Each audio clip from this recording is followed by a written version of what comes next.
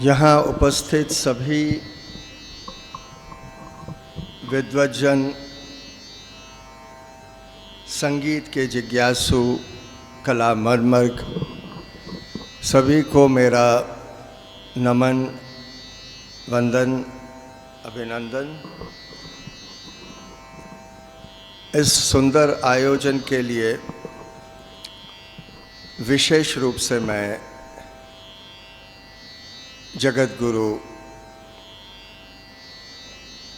रामभद्राचार्य दिव्यांग राज्य विश्वविद्यालय तथा व्यंजना आर्ट्स एंड कल्चर सोसाइटी को साधुवाद देना चाहूँगा कि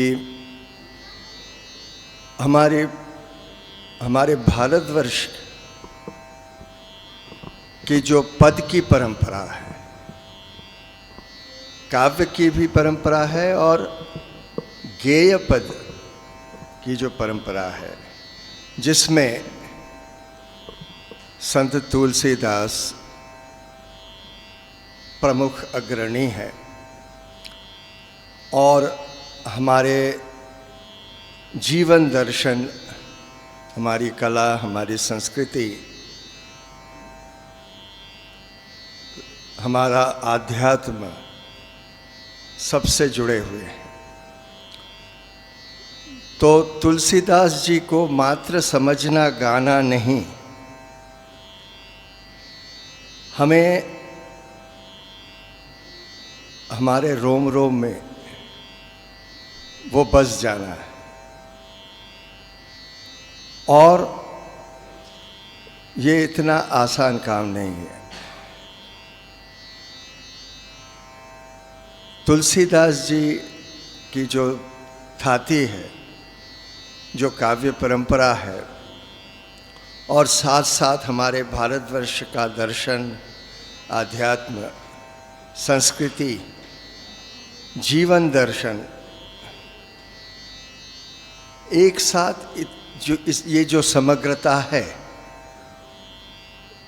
उस महिमा को हम पद में, गायन में, अपने विचारों में उस आदर्श को उसी रूप में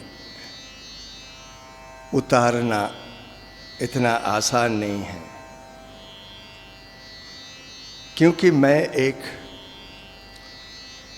संगीत के जिज्ञासु हूँ। आज भी मैं सीख रहा हूँ, जान रहा हूँ। सिखाते वक्त भी मैं सीखता हूँ, सिखाते वक्त भी मैं सीखता हूँ। हर पल जो है मैं इसको जीना चाहता हूँ। और मैं जितना इस ध्रुव पद में, ध्रुव पद मात्र एक शैली नहीं है, मैं आज आपके समक्ष ये कहना चाहूँगा, हमारे जितने भी आचार्य हैं यहाँ और जितने भी विद्यार्थी हैं जो इस संगोष्ठी में आए हैं, कि ध्रुव पद एक संपूर्ण पद्धति है। हमारे संगीत और कला चिंतन की एक पद्धति है। वो हमारा आधार स्तंभ है। तो ध्रुव पद का जो ध्रुव है, वो अलग अलग स्तर में हमें जानना भी है और हमें अनुभव भी करना है। उसकी उपलब्धि आवश्यक है। और मैं इसीलिए थोड़ी सी मैं भूमिका आपके सम्मुख इसको रख रहा हूँ कि हम तुलसीदास के साथ साथ जितने भी हमारे संत कवि हुए हैं और जितने भी वाग्यकार हुए हैं, आप लोग जानते हैं संगीत में जो वाग्यकार है वो संगीत और पद और काव्य दोनों के रचयिता हैं, और वो भी बहुत बड़े कंपोज़र हैं और एक कवि भी है और गायक भी है। तो वाग्यकार का भी श्रेय जो है हमें समझना है। और निश्चित रूप से तुलसीदास जी भी एक वाग्यकार थे, जरूर रहे होंगे, मात्र संत नहीं। क्योंकि जितने भी हमारे आचार्य हैं, जब हम वाणी वाक का जो उपलब्धि है, वो निरंतर हमें हमारे वाङ्मय में, हमारे सोच में, अव्यक्त रूप में और व्यक्त रूप में हमें प्रकट होना चाहिए। जब हम गाते हैं तो हम उस राग को अवतरित करते हैं। राग को अवतरित करने के लिए 3 घटक है, स्वर, ताल और पद, मात्र पद नहीं। सांगीतिक पक्ष भी है, साहित्य और काव्य भी है, दोनों का समन्वय। मैं सिर्फ समन्वय नहीं कहूँगा, समवाय है। वो समवाय संबंध है, वो घुल मिल जाना है। दोनों अलग होते हुए भी एक है। ये जो हमारी परंपरा है, तो ये हमारी वाक की परंपरा है। तो ध्रुव पद जो है, उसका जो ध्रुवत्व है, वो उस राग ध्यान में है। और उस राग ध्यान से हमें राग की दृष्टि प्राप्त होती है, और फिर उस दृष्टि से राग की सृष्टि होती है। एक पद का जो लालित्य है, वो भी ऐसे वैसे प्रकट नहीं होता है। अक्सर हम तुलसीदास जी को गाते हैं, उसको सिर्फ लौकिक रूप में हम गा रहे हैं, जनहित के लिए गा रहे हैं। लेकिन उसके और एक पक्ष है जो अलौकिक पक्ष है, जिस पर मैं इंगित करना चाह रहा हूँ। ये ध्रुव पद जो है वो अलौकिक है, उसका ध्रुवत्व जो है।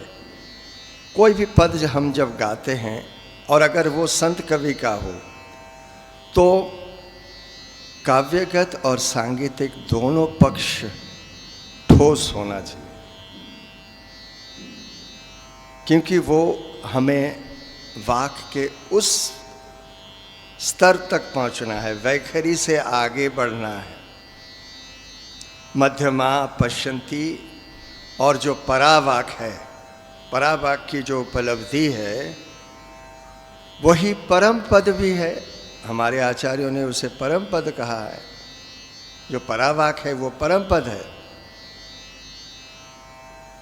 तो हमारे यहाँ दर्शन कितना अच्छा है, लेकिन उसके अनुकूल हम कार्य नहीं कर रहे हैं।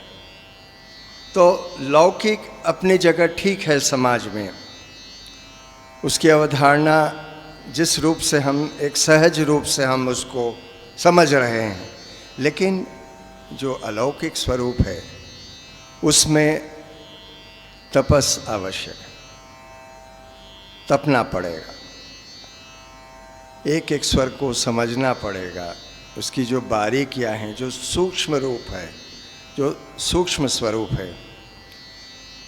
वैखरी तो ठीक है, लेकिन वैखरी के बाद क्या है, वहाँ तक पहुँचना, यही हमारे गुरुजनों ने बताया। और एक तरह से शास्त्रीय संगीत का प्रयोजन भी यही है कि हम उस नाद ब्रह्म की उपासना तक पहुँच पाए। और मैं समझता हूँ सभी संत आचार्यों ने भी यही समझा है, जीवन पर्यंत इसको समझने का प्रयास किया है, और अपने गीतों से, अपने पदों के माध्यम से, अपनी रचनाओं के माध्यम से उन्होंने उसको प्रकट किया है। जो जीवन का दर्शन है, जो जीवन का आदर्श है, जो हमारी थाती है, जो दर्शन है, जो अध्यात्म है, वो प्रकट होता है पद में। अधिक न बोलते हुए मैं गाते रहूँगा और आप उसको महसूस करिए। मैं दोनों जो हमारी परंपरा है, ध्रुपद एक बहुत ही समृद्ध थाती है, एक समृद्ध परंपरा है। मैं ध्रुपद भी गाऊंगा और तुलसीदास जी को भी ले आऊंगा, और वो किस तरह से प्रस्तुत करने का एक प्रयास है कि वो अलौकिक जो स्वरूप है उसको समझना, उसको जानना। हमारे स्वर ताल पद के जो भी घटक तत्व है, जो भी हमारा कैनवस है, हम उसी में समझना है हमको। लेकिन उसका स्तर क्या होगा, उस पर मैं थोड़ा सा I will share my views with all of you. मैं बांटना चाहता हूँ, जैसे मेरे गुरु हमें बताए हैं और जैसा मैंने समझा है मेरे जीवन काल में 5 दशकों से। एक छोटा सा प्रयास है, आज भी मैं प्रयास कर रहा हूँ, जिस रूप में भी हो।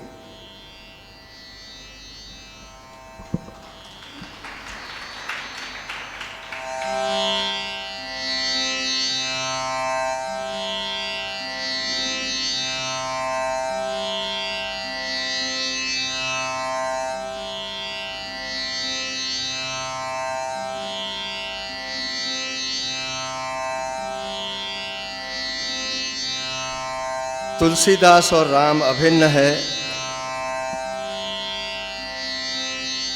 भगवान राम के ध्यान से मैं शुरू कर रहा हूं।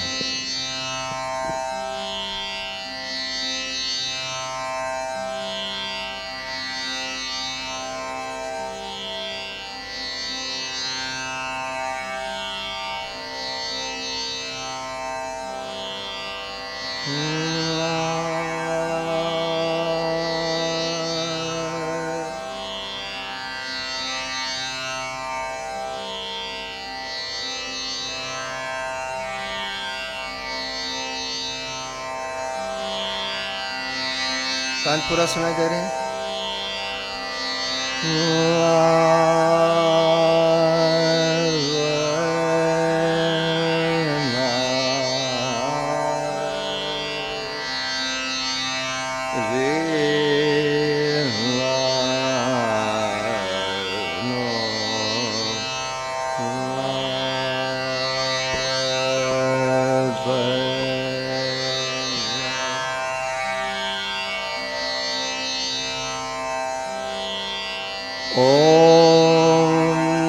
तृणदलवर्णो पंकजाक्षं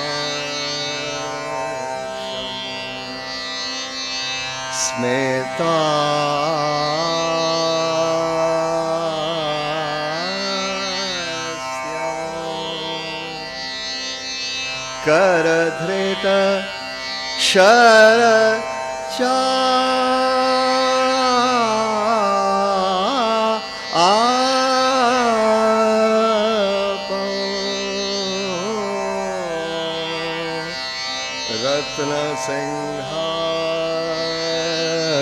रत्नसिंहासनस्थो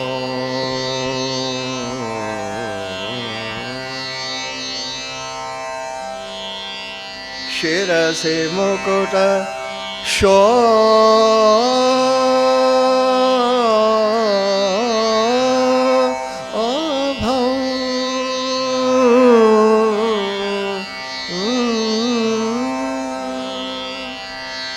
जानकी वामभागं हृदय सरसिरोहे